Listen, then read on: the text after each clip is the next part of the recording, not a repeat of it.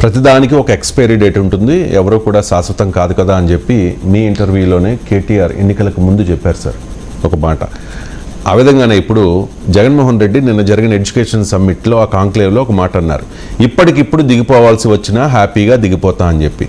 అంటే ఎన్నికలకు ముందు జగన్ స్వరంలో ఏదైనా మార్పు వస్తుందని అనుకోవాలా? అంటే రాజకీయ నాయకులు ఇలాంటి ప్రకటనలు చేసి సెల్ఫ్ గోల్ ఇది. ఎందుకంటే నేను కేసీఆర్ అన్నప్పుడు కేటీఆర్ అన్నప్పుడు చెప్పాను ఇదే మాట, ఎన్నికలకు ముందు చెప్పాను. మీరు కావాలంటే పాత వీడియోలు చూడండి. ఎప్పుడు యుద్ధ భూమిలో నేను చావడానికి సిద్ధంగా ఉన్నాను అన్నాడు, యుద్ధ భూమిలో నేను చంపడానికి సిద్ధంగా ఉన్నా అన్నాడు. యుద్ధ భూమి యొక్క లక్షణం, యుద్ధ భూమి వేదాంతం కాదు, అది రాజకీయ యుద్ధమైనా ఏ యుద్ధమైనా అక్కడ వేదాంతం పనిచేయదు, ఆడ మీకు లక్ష్యమే పనిచేయాలి. రాజకీయ నాయకుడికి లక్ష్యం తప్ప మరొకటి కనబడకూడదు, రాజకీయ నాయకుడికి ఎదురుగా ఉన్నదే తప్ప వెనక్కున్నది కనబడకూడదు, రాజకీయ నాయకుడికి ముందుకు పోవడమే కనిపించాలి తప్ప వెనుదిరగడం అన్న ఆలోచనే ఉండకూడదు. ఇది రాజకీయ నాయకుడికి ఉండాల్సిన మొట్టమొదటి సక్సెస్ఫుల్ సూత్రం. అందువల్ల వేదాంతం పనిచేయదు. ఇప్పుడు వేదాంతం ఏమవుతుందంటే బెడిసి కొడుతుంది. కేసీఆర్ అప్పుడు కేటీఆర్ అప్పుడు కేసీఆర్ నేను దిగిపోతాను, నాకేం ప్రాబ్లం, ఓడిపోతే నేను ఫామ్ హౌస్లో ఉంటాను, నాకేం నష్టమే ఉన్నది ప్రజలు అని ఇలా నిరంతరం ఒక సానుభూతి వస్తుంది అనే ఉద్దేశంతో నాయకులు ఈ మాట చెప్తారు. అంటే అయ్యో కేసీఆర్ గారు మీరు పోతారా, మీరు లేకపోతే మా బతికేం కావాలి అని పెద్ద ఎత్తున ప్రజలు వెల్లువలా కేసీఆర్ అధికారం రాదు అన్న భావనను భరించలేక పెద్ద ఎత్తున కేసీఆర్కి అనుకూలంగా రియాక్ట్ అవుతారని అనుకుంటారు. అని ఇప్పుడు జగన్ కూడా అంచనా అదే, నేను ఇప్పటికీ దిగిపోతాను అన్నా, జగన్ అన్న నువ్వు దిగిపోతే మా పరిస్థితి ఏంటి, మా అకౌంట్లో డబ్బులు ఎవరు వేయాలి అని పెద్ద ఎత్తున ప్రజల్లో వెల్లువల వస్తుంది అనేది ఆనాడు కేసీఆర్ అయినా ఈనాడు జగన్ అయినా అనుకుంటున్న వ్యూహం అది.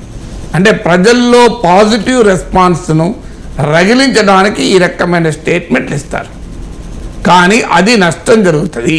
ఎందుకు నష్టం జరుగుతుందంటే ప్రభుత్వం పట్ల వ్యతిరేకత మొదలైన తర్వాత అది బలహీనతగా కనబడుతుంది. నేను ఆ రోజు కూడా చెప్పాను, డబ్బున్నవాడు ఒక చెప్పులేసుకొని రోడ్డు మీద సాదాసీదా నడిస్తే అది నిరాడంబరం అవుతుంది, అది నిరాడంబరం అవుతుంది. కానీ పేదవాడు ఒక చెప్పులేసుకొని సాదాసీదా నడిస్తే వాడు ఇంతకన్నా ఎక్కువ ఏమున్నదంటారు.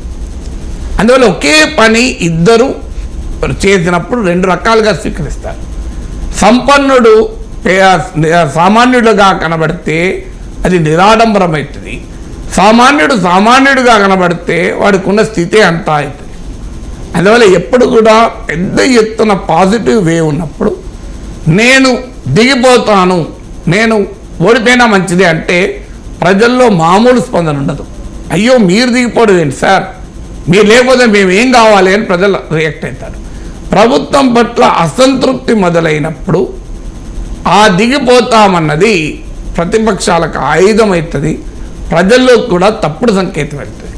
ఇది మీరు చూస్తుండండి, ఇదే జరుగుతుంది.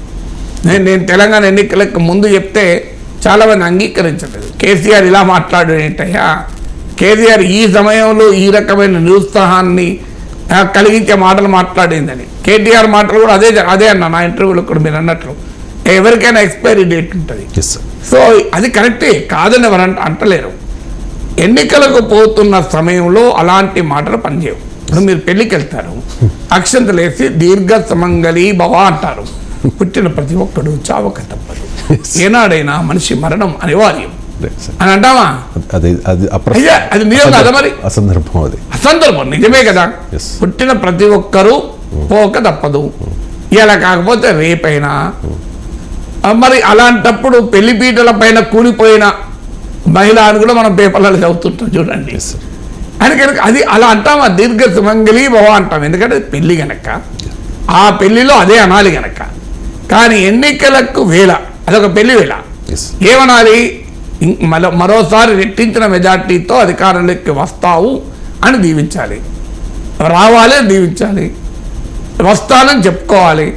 కానీ నేను దిగిపోతే నాకే నష్టం లేదు, ఇప్పుడే హ్యాపీగా దిగిపోతాను అని మంచిదండి మేము కూడా హ్యాపీ అంటారు అనేవాడు. సో లేదు నాకే నష్టం అంటే మరి నీకే నష్టం లేనప్పుడు దిగిపోవు. కేసీఆర్ అదే అన్నాడు, నాకేం నష్టం ఉన్నాడు, నీకు నష్టం లేదు కదా, మంచిది, మరి ఓకే థ్యాంక్ యూ అన్నారు. మరి నష్టం లేదుగా నీకు, నష్టం మాకా మరి నీకే లేనప్పుడు అనే భావన పెరుగుతుంది కదా. అందువల్ల ఎప్పుడు కూడా ఎన్నికల్లో అసంతృప్తి ఉన్న సమయంలో ప్రజల్లో ఆ అసంతృప్తిని జయించే మాటలు మాట్లాడాలి తప్ప ఆ అసంతృప్తికి బలాన్ని చేకూర్చే మాటలు మాట్లాడకూడదు. మరి ఐపాక్ వాళ్ళు ఎందుకు చెప్పడం లేదో నాకు తెలియదు జగన్, కానీ కేసీఆర్ అనుభవం చూసాం కదా మనం. కేసీఆర్ సిట్టింగ్లో మార్చకపోతే జరిగిన నష్టం నుంచి జగన్ నేర్చుకున్నాడు, కానీ కేసీఆర్ ఎలక్టోరల్ డిస్కోర్స్ నుంచి మరి ఎందుకు నేర్చుకోలేదో తెలియదు. ఎప్పుడు ఎలక్షన్ల ముందు దిగిపోతాం అనే అపశకనం మనకు ఒక నమ్మకం కూడా ఉంది. ఆయన తథాస్తు దేవతలు అంటారు, మనం ఏం చెప్పినా తథాస్తు అంటారు అని కూడా అంటారు. సో ఆ రకంగా కూడా సెంటిమెంట్ కరెక్ట్ కాదు కదా. నాకు హ్యాపీగా దిగిపోతాను అంటే ఓకే, మరి ఎవరికైనా హ్యాపీ అని తథాస్తు అని అన్నారనుకోండి ఎవరైనా, అది ఏం జరుగుతుంది? అందువల్ల ఒక నాయకుడు ఒక పార్టీకి నాయకత్వం వహిస్తూ ఎన్నికల యుద్ధ క్షేత్రంలో నిలబడి యుద్ధం చేయకూడదు. అలా బేలతనాన్ని ప్రదర్శించినట్లు అవుతుంది. అదే జరిగింది కదా మహాభారత యుద్ధంలో. అర్జునుడు యుద్ధ క్షేత్రంలో నిలబడి తాతలు తండ్రులే కనబడుతున్నారు, కొడుకులే కనబడుతున్నారు, యుద్ధం చేయలేనట్టునే కదా శ్రీకృష్ణ పరమాత్మ భగవద్గీత చెప్పింది. సో అందువల్ల వేదాంతం ఎక్కడ అవసరమో అక్కడే, వేదాంతం అక్కడ కాదు అవసరం. సో ఉదాహరణకు మీకు 60 ఏళ్ళు దాటాక ఈ జీవితంలో ఏముంది? చివరకు మనము పోయేటప్పుడు ఏదైనా తీసుకెళ్తామా? అసలు మనిషి పుట్టడం ఎలా పుడతాడో పోయేది అలాగే పుడతాడు. శరీరము అశాశ్వతము, ఆత్మ శాశ్వతము. ఆత్మ ఒక దేహం నుంచి వెళ్ళి మరో దేహంలో చేరుతుంది. ఈ భవబంధాలన్నీ మనము అనుకుంటున్న భ్రమ మాత్రమే. జగన్ మిథ్య, శాశ్వతమైనది ఇది కాదు. అందువల్ల శాశ్వతమైన ముక్తి వైపు, మోక్షం వైపు వెళ్ళాలి. ఈ మాటలు 70 ఏళ్ళ వయసులో ఉన్నవాడంటే చాలా అందంగా ఉంటుంది, చాలా పరిపక్వతలా కనబడుతుంది.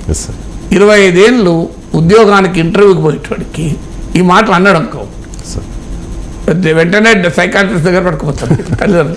మావాడు ఇప్పుడే వేదాంతం చెప్తున్నాడు. సో అందువల్ల స్టాక్ మార్కెట్లో పెట్టుబడులు పెడుతూ సిస్టమ్ ముందు కూర్చొని ఏముంది ఆస్తి ఇవన్నీ మిథ్య అన్నాం అనుకోండి, ఈ వైరాగ్యం పనిచేస్తుందా? ఆ వైరాగ్యం ఎప్పుడు ఎన్నికల సమయంలో వైరాగ్యాలు ఏంటంటే నాకు అర్థం కాని అంశం.